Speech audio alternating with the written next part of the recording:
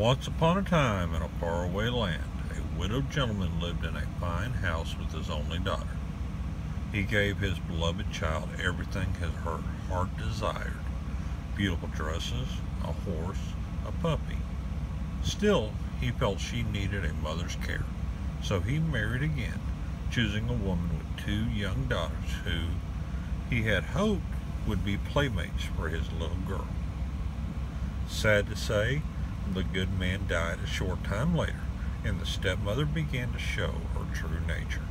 She was harsh and cold, and bitterly jealous of her stepdaughter's sweetness and beauty, qualities that made her own daughters, Anastasia and Drizzle, seem even meaner and uglier by contrast.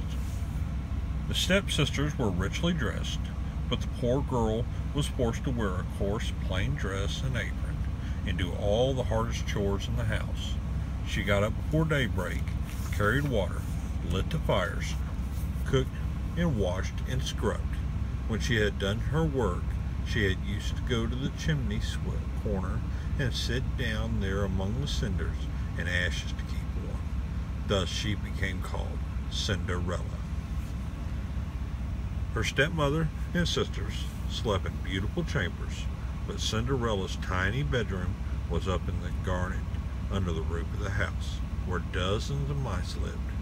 And yet, through it all, Cinderella remained gentle and kind, dreaming that someday happiness would come to her. She made friends with the birds who woke her each morning. She made friends with the mice who shared her garret.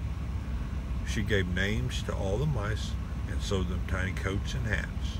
For their part, the mice loved Cinderella and were grateful to her because sometimes she rescued them from a trap or saved them from Lucifer, her stepmother's bad-tempered cat.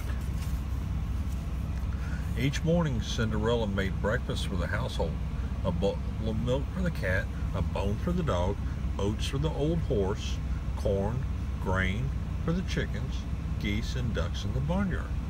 Then she carried breakfast trays upstairs for her stepmother and Anastasia and Drizella. Take that ironing and have it brought back in an hour, Drizzle commanded. Don't forget the mending, and don't be all day getting it done, Anastasia scolded. Pick up the laundry and get on with your duties, her stepmother ordered. Scrub the large carpet in the main hall, wash the windows, clean the tapestries.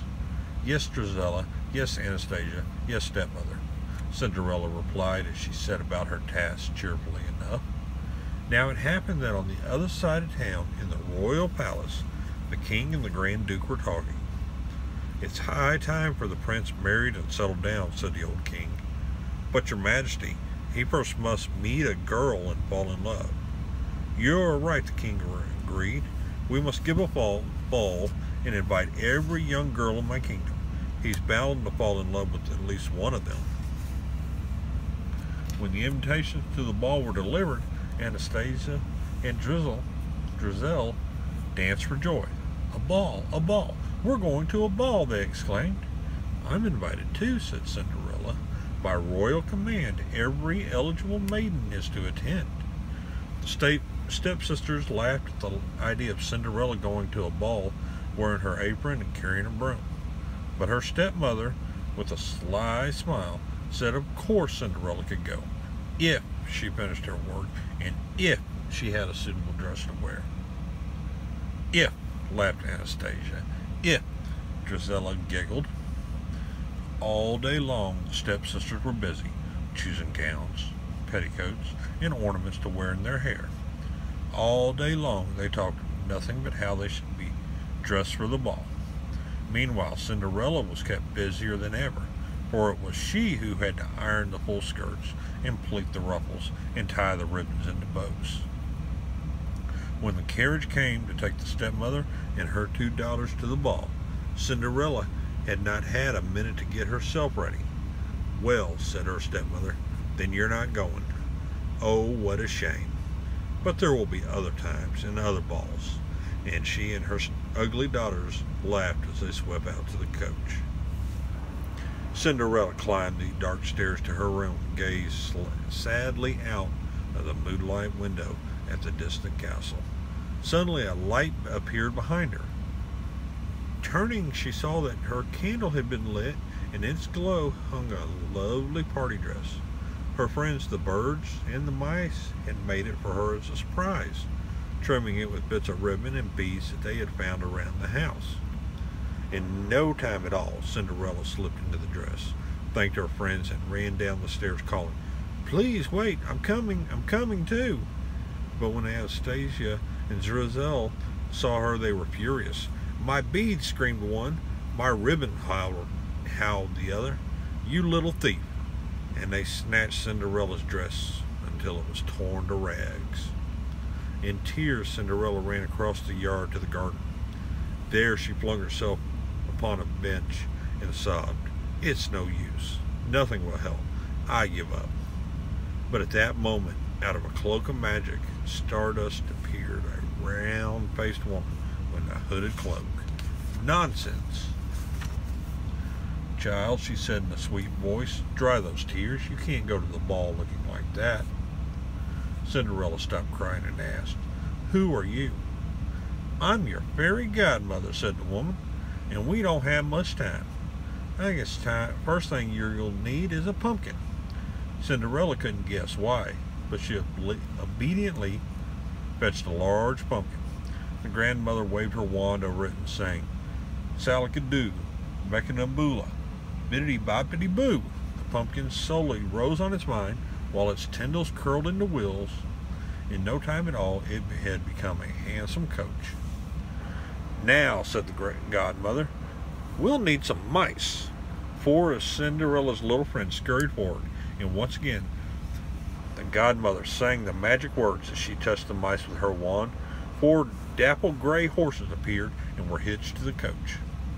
Then the godmother changed Cinderella's old horse into a proud coachman, and Bruno the dog into an elegant footman. "And now for you, my dear," said the fairy godmother, tapping Cinderella with her wand. Instantly the torn dress became a lovely silken gown. Peeping out from under its skirt were dainty glass slippers, the prettiest in the whole world.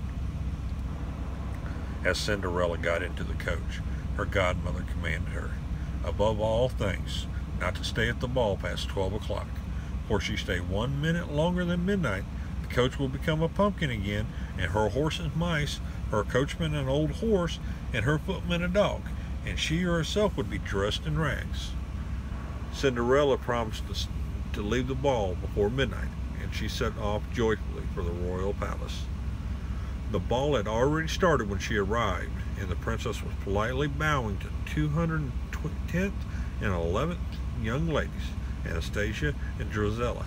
Suddenly the prince looked up and saw that in the doorway of the palace the most beautiful girl he had ever beheld. Entranced, he walked past the sisters towards Cinderella, took her hand, and led her into the great hall among all the company. King's son wouldn't dance with anyone else for the rest of the evening, and not for a minute would he let go of Cinderella's hand. Her sisters and her stepmother never recognized Cinderella, wondered who the beautiful stranger might be. All the ladies studied her clothes and headdress and vowed to copy them the very next day. But the old king chuckled contentedly because his plan had worked. The princess had indeed found the bride of his dreams.